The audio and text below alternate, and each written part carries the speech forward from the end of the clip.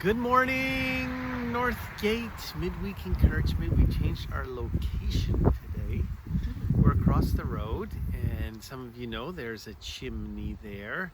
Let me show you a picture, a little video. This was the chimney of one of the first churches or houses where they met together in Smiths Falls, the Baptist church. And we thought it'd be cool to come over here instead of on our porch, but just the persistent prayer of people.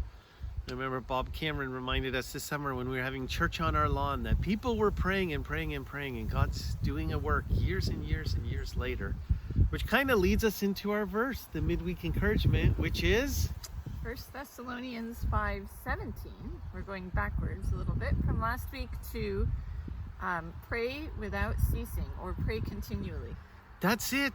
Little verse, big meaning. So we don't want you to say that you can't memorize it. It's not that hard, is it? No, pretty simple one to remember. And the first thought that came to my mind as I read that verse, pray without ceasing, was the white flag that we often put up.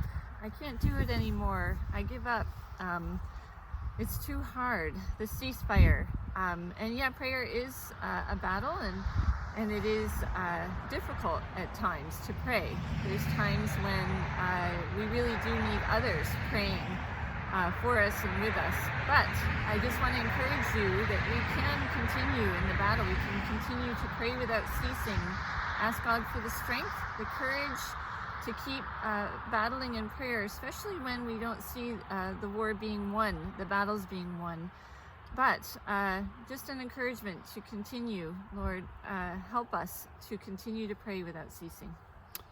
Yeah, it's a funny word because then we kind of think, well, do I have to be praying all the time too? That's another way to look at it, constantly.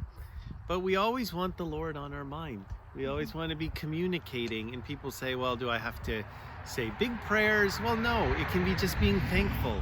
Like today, what a beautiful day. The blue sky, the leaves, the glory of God's creation. I'm continually in my heart thinking of Him, or bringing forth my petitions, continually asking, seeking, knocking, as Amy said, without ceasing, keeping at it, and then bringing intercession, doing spiritual battle throughout the day. Just thinking of God, quick prayers, and bringing to Him those things that we want to see Him work in. But here's the promise, that God hears us. And as we abide in Him and His word abides in us, He hears us and answers.